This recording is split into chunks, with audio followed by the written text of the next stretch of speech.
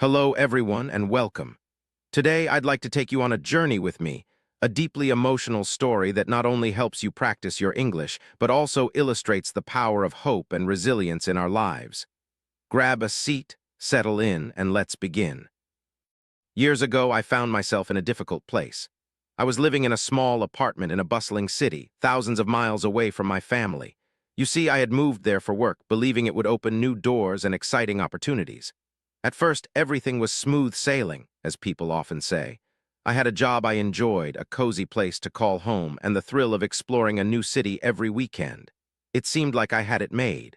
But then life decided to throw me a curveball. One morning, out of the blue, I received a phone call that turned my entire world upside down. My mother had fallen ill, so ill that the doctors weren't sure if she would recover. Suddenly, I felt a sinking feeling in my stomach. "Hang in there," I told myself, but my thoughts were racing and I felt completely overwhelmed. I wanted to drop everything and rush home, but there was a work project I needed to finish. My boss was relying on me, and I felt stuck between my responsibilities and my family's crisis. That day, I somehow kept it together. "Keep your chin up," a coworker told me, sensing my anxiety. It was comforting to hear those words, but they didn't ease the ache in my heart. I tried to focus on my tasks, but I was constantly checking my phone, hoping for any update on my mother's condition. By the time the day ended, I was totally drained. "I'm wiped out," I told a friend who called to see how I was doing. She encouraged me to go home, get some rest, and book a flight the next morning. Well, that night I slept fitfully, my mind racing with worry. The following day, I went straight to my boss's office. "Long story short," I said, "I need some time off. My mom's in critical condition." He looked at me with genuine concern and said, Don't worry about work, family first." I felt a wave of relief. "No worries," he added. "We'll figure everything out here." I was so grateful for his understanding. It was like a tiny ray of hope peeking through the clouds. I booked the first flight home.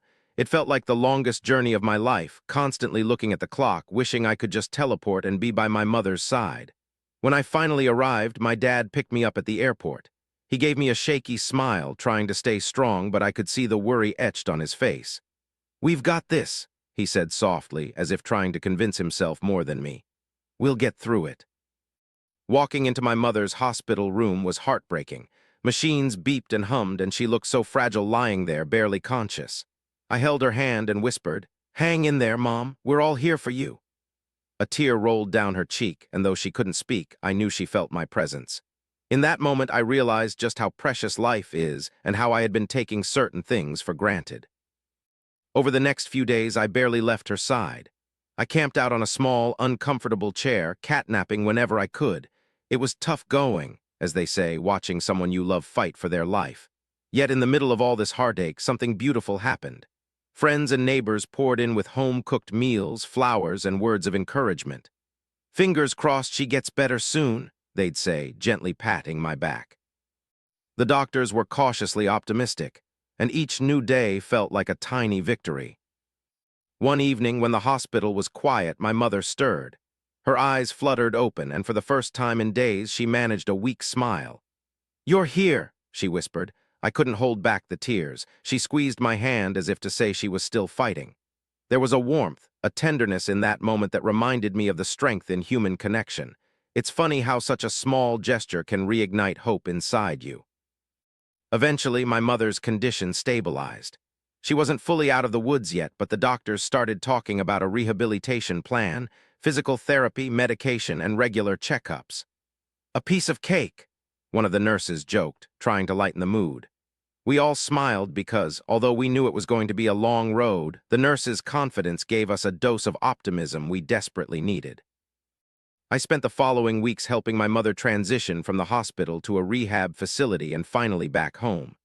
During that time, I realized how much I had been caught up in my own life. It wasn't until I almost lost something so precious that I truly understood its value. Each day was still a challenge.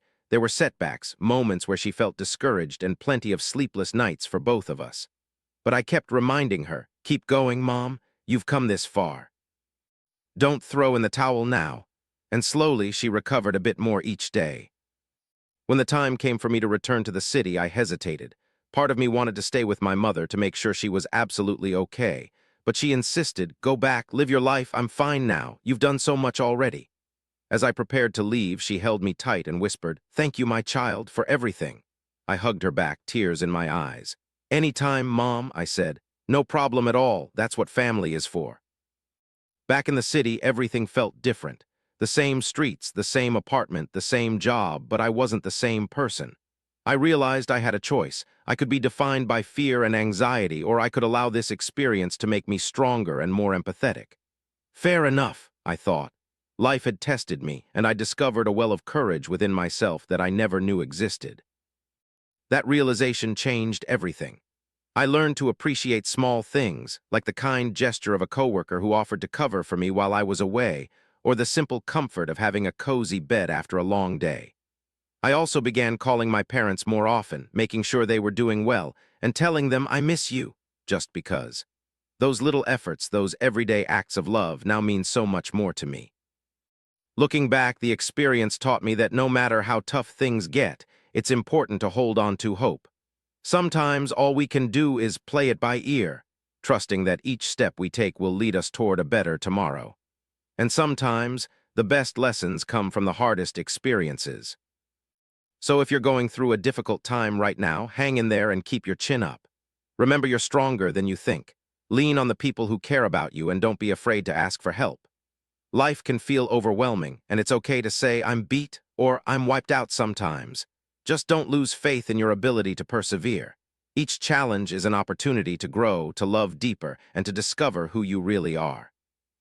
Thank you so much for joining me on this emotional journey. I hope this story inspired you to reflect on your own life and reminded you that even in the darkest moments, there's a spark of hope waiting to be ignited. Keep learning, keep dreaming, and keep caring for the people around you. We may not have all the answers, but as long as we face life's challenges together, we'll find a way forward. Until next time, take good care of yourselves and your loved ones.